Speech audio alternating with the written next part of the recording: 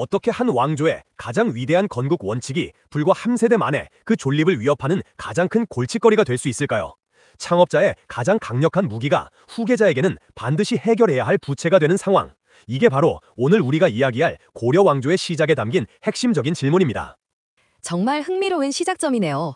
보통 건국군주라고 하면 강력한 카리스마와 군사력으로 모든 것을 정복하고 중앙 집권적인 국가를 세우는 이미지를 떠올리잖아요. 하지만 고려를 건국한 태조 왕건은 전혀 다른 인물이었습니다. 그의 힘은 정복이 아니라 포용에서 나왔죠. 무려 29명의 부인을 두었다는 사실만 봐도 알 수 있습니다. 29명이요? 이건 단순히 개인적인 애정 문제가 아니었죠. 각각의 결혼이 하나의 M&A, 즉 기업 인수합병이나 다름없었습니다. 당시 한반도는 신라가 쇠퇴하면서 각 지역에서 강력한 세력을 가진 호족들이 사실상 독립적인 왕처럼 군림하던 후삼국 시대였습니다. 왕건은 이들을 힘으로 누르는 대신 그들의 딸과 결혼함으로써 그들을 거대한 고려 연합의 주주로 만든 겁니다. 맞습니다. 마치 오늘날의 스타트업이 초기 성장을 위해 여러 지역의 유통망을 가진 회사들과 파트너십을 맺거나 지분을 교환하는 것과 같아요. 왕건의 결혼 정책은 당시 가장 빠르고 효과적으로 전국적인 네트워크를 구축하는 방법이었습니다. 각 지역의 호족들은 사위가 된 왕건을 지지할 수밖에 없었고, 이는 고려가 후삼국을 통일하는 결정적인 동력이 되었죠. 그는 단순한 정복자가 아니라 탁월한 딜메이커이자 연합 구축의 대가였습니다. 하지만 바로 그 지점에서 우리가 처음에 던졌던 질문이 생겨납니다. 그렇게 형성된 거대한 연합은 왕건 개인의 카리스마와 인적 네트워크에 지나치게 의존하고 있었어요. 왕건이 세상을 떠나자 이 강력한 호족연합, 즉 29개 가문의 외척 세력은 이제 막 걸음마를 뗀 고려라는 신생국가의 왕권을 위협하는 가장 큰 세력이 되어버린 거죠. 아버지가 만든 성공 공식이 아들에게는 족쇄가 된 셈입니다. 이것이 바로 고려의 4대 군주 광종의 이야기로 이어지는 지점입니다. 광종은 아버지 왕건이 남긴 이 화려한 유산이자 위험한 부채를 정면으로 마주해야 했습니다. 국가의 시스템보다 개별 호족들의 힘이 더 강한 나라, 왕의 명령보다 외할아버지의 입김이 더 센 나라. 광종은 이 비정상적인 구조를 깨지 않으면 고려의 미래는 없다고 판단했습니다. 그리고 그는 역사의 길이 남을 두 가지 혁명적인 개혁을 단행합니다. 이 이야기는 단순히 1000년 전 왕조의 역사가 아닙니다. 어떻게 분열된 시장을 통합하고 어떻게 창업 단계의 느슨한 연합을 체계적인 조직으로 전환하며 그 과정에서 필연적으로 발생하는 기득권의 저항을 어떻게 극복하는가에 대한 이야기입니다. 왕건의 통일 전략부터 광종, 그리고 성중의 개혁까지 고려 건국의 여정은 한 국가가 어떻게 탄생하고 시스템을 갖추어 나가는지에 대한 완벽한 비즈니스 케이스 스터디라고 할 수 있습니다. 그럼 이야기의 시작, 혼란의 시대로 거슬러 올라가 보죠. 9세기 말 천년왕국 신라는 서서히 무너지고 있었습니다. 중앙정부의 통제력은 약해지고 지방에서는 스스로를 성주나 장군이라 칭하는 호족들이 실질적인 지배자로 떠오릅니다. 이들은 각자 자신의 군대와 영지를 가진 사실상의 독립세력이었죠. 이런 혼란 속에서 두 명의 걸출한 인물이 등장합니다. 한 명은 완산주, 지금의 전주를 기반으로 후백제를 세운 견훤, 다른 한 명은 옛 고구려 땅에서 후고구려를 세운 궁예입니다. 특히 궁예는 아주 흥미로운 인물이에요. 신라 왕족 출신이라는 설도 있는데 스스로를 미륵불이라 칭하며 사람들을 휘어잡는 엄청난 카리스마를 가졌죠.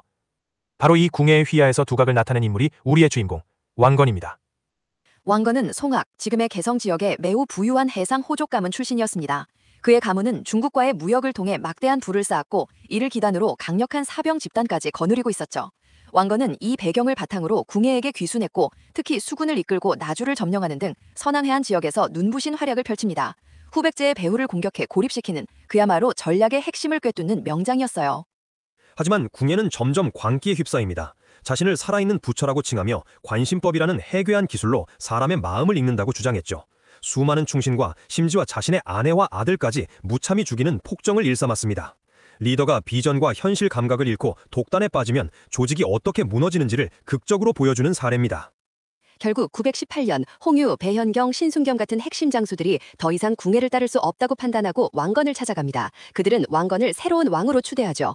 왕건은 처음에는 망설였지만 결국 민심과 부하들의 뜻을 받아들여 역성혁명을 일으키고 새로운 나라 고려를 건국합니다. 수도는 자신의 근거지인 송악으로 옮겼고요. 이는 단순히 왕만 바뀐 게 아니라 리더십의 패러다임이 바뀐 사건이었습니다.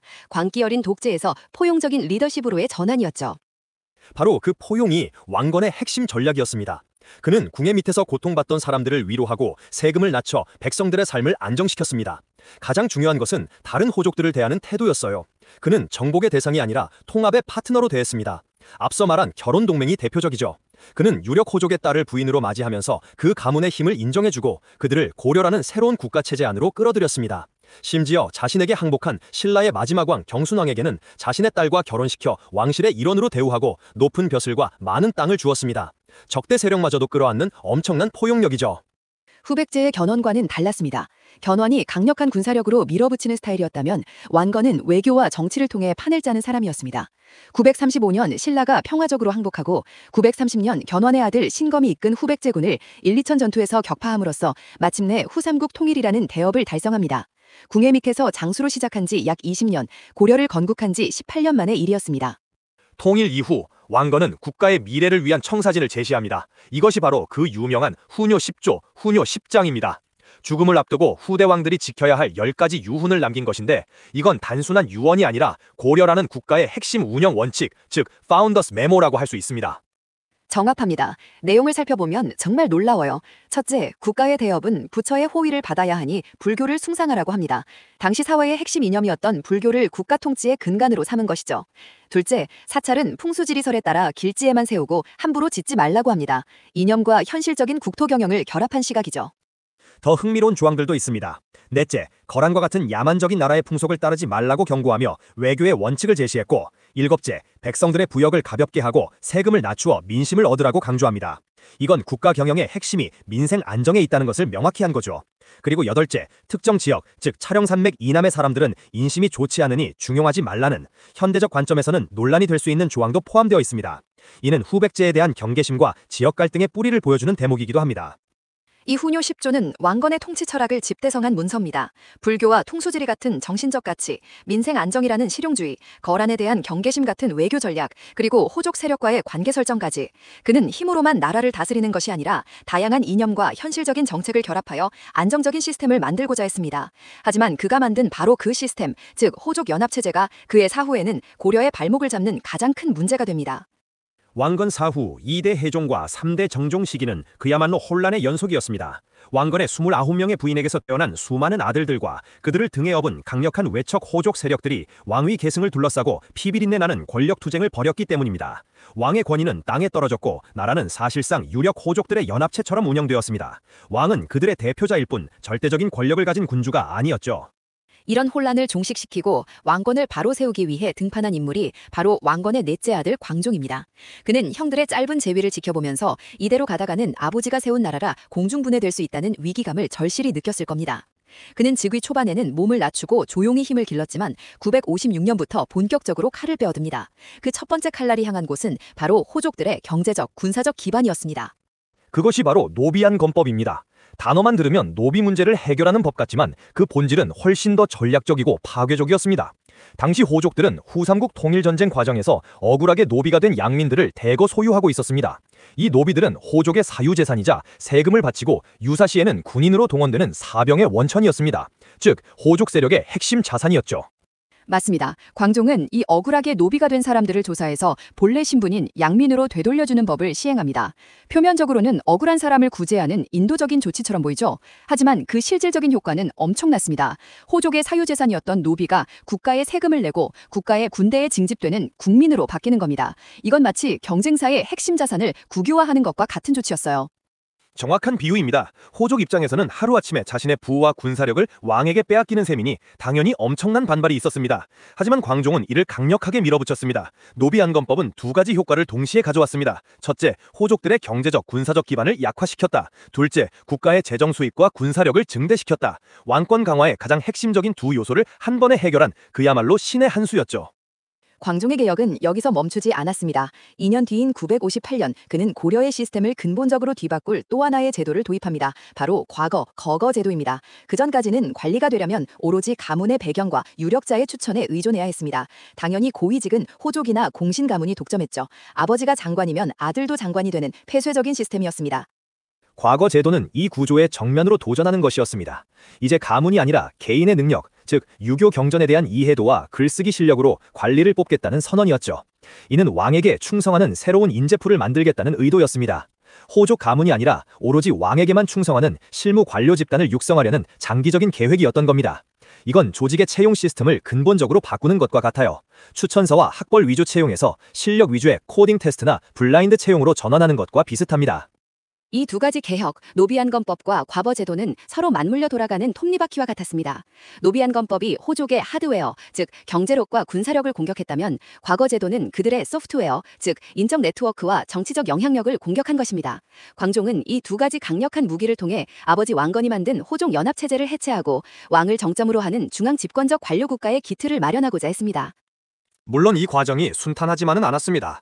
호족들의 반발은 극에 달했고 광종은 대대적인 숙청을 통해 공신과 호족 세력을 제거했습니다. 피해 군주라는 별명이 붙을 정도였죠. 심지어 자신의 아들마저 의심했다고 하니 그가 느꼈을 압박감과 고독이 얼마나 컸을지 짐작이 갑니다. 하지만 그의 이러한 과감한 조치가 없었다면 고려는 아마 초기의 혼란을 극복하지 못하고 단명한 왕조로 끝났을지도 모릅니다. 여기서 잠시 전략적인 관점에서 분석해 볼 필요가 있습니다. 왕건과 광종, 아버지와 아들은 완전히 다른 전략을 구사했습니다. 왕건의 전략을 수평적 확장, 호리젠털 익스펜션이라고 본다면 광종의 전략은 수직적 통합, 버티컬 인테그레이션이라고 할 수 있습니다. 이 둘의 차이가 정말 흥미롭습니다.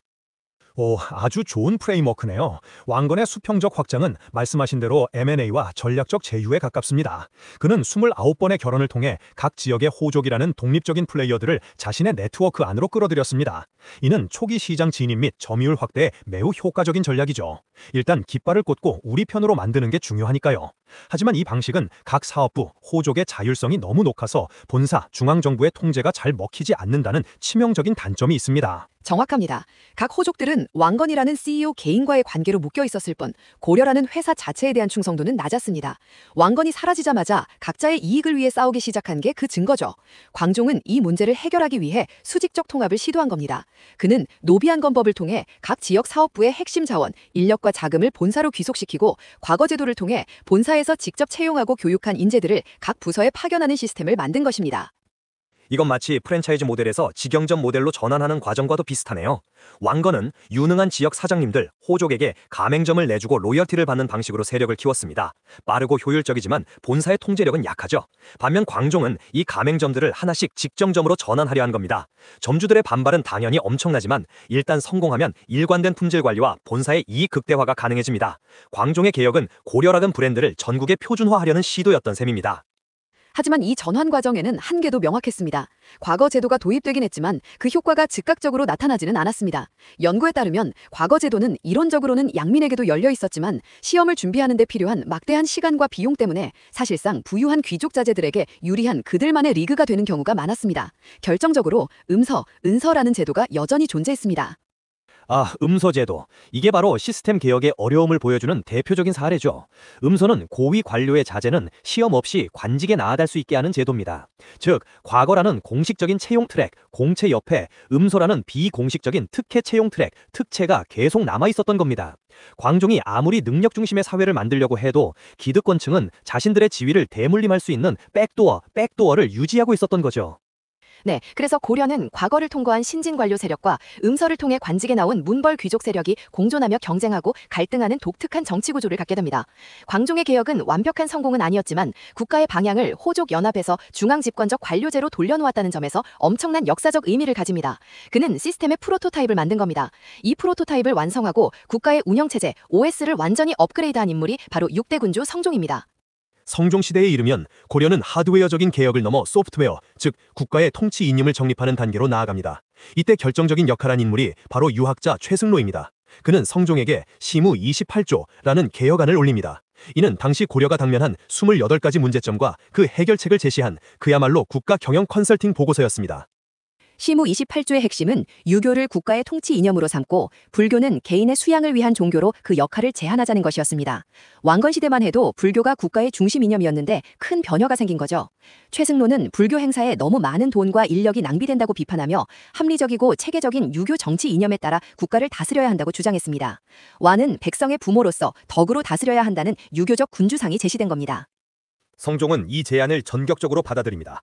982년에 이 개혁안을 수용한 것을 시작으로 중앙 정치 제도를 중국의 제도를 본떠 이성 육부 체제로 정비하고 지방에는 12목을 설치하여 지방관을 파견합니다. 드디어 중앙에서 파견한 관리가 지방을 직접 통치하는 진정한 의미의 중앙 집권 체제가 완성된 것이죠. 또한 국자감이라는 국립대학을 설립하여 유교 교육을 강화하고 과거 제도를 통해 선발된 인재들을 체계적으로 양성했습니다. 이로써 고려 건국의 3단계가 완성됩니다. 1단계, 태조 왕건의 통합과 연합, 분열된 세력을 포용하여 국가의 외형을 만들었습니다. 2단계, 광종의 중앙 집권화와 왕권 강화, 호족 세력을 억누르고 왕을 중심으로 한 권력 구조의 뼈대를 세웠습니다.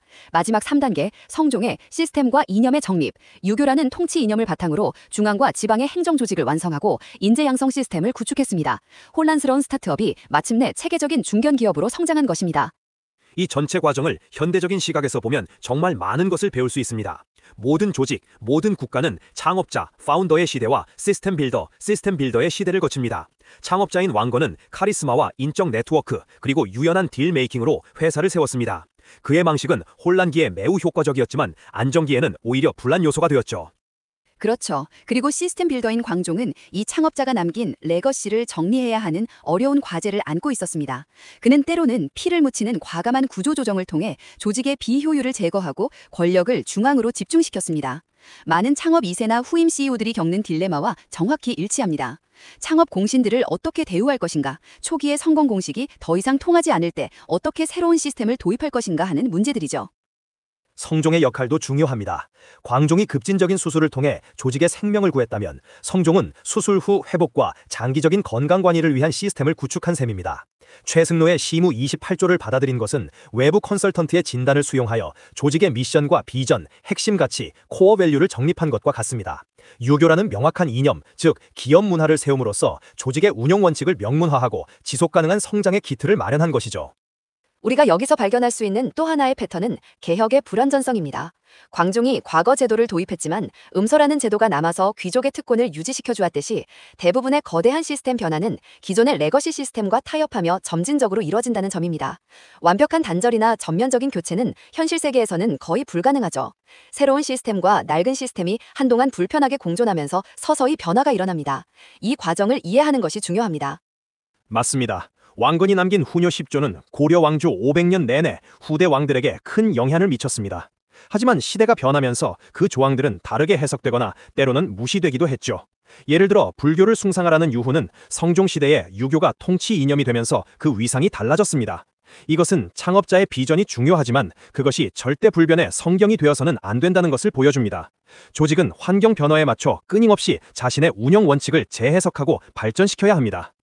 결국 고려의 건국사는 균형에 대한 이야기이기도 합니다. 포용과 통제의 균형, 연합과 중앙집권의 균형, 불교와 유교라는 이념의 균형, 그리고 신진 세력과 기득권 세력의 균형. 왕건은 포용을 통해 나라를 세웠고 광종은 통제를 통해 나라를 바로 세웠으며 성종은 시스템을 통해 그 균형점을 찾으려 했습니다. 이 세 명의 위대한 군주가 각기 다른 시대적 과제를 해결하며 쌓아올린 토대 위에서 고려는 500년 가까이 동아시아의 중요한 플레이어로 존재할 수 있었습니다. 오늘날 우리에게도 시사하는 바가 큽니다. 새로운 조직을 만들 때 초기에는 왕건처럼 최대한 많은 파트너를 끌어들이는 포용적인 리더십이 필요할 수 있습니다.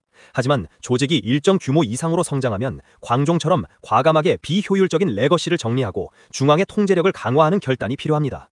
그리고 장기적인 존속을 위해서는 성종처럼 명확한 철학과 시스템을 구축해야 하죠. 이 세 가지 리더십 유형은 어느 하나가 절대적으로 옳은 것이 아니라 조직의 발전 단계에 따라 요구되는 역할이 다르다는 것을 보여줍니다. 혼란의 후 삼국 시대를 끝내고 새로운 시대를 연 고려, 그 건국의 여정은 단지 한 영웅의 이야기가 아니라 서로 다른 리더십과 전략이 충돌하고 조화를 이루며 하나의 위대한 시스템을 만들어가는 과정 그 자체였습니다. 왕건의 그릇과 광종의 칼, 그리고 성종의 설계도가 어우러져 비로소 고려라는 천년의 집이 완성된 것이죠. 정말 대단한 이야기입니다.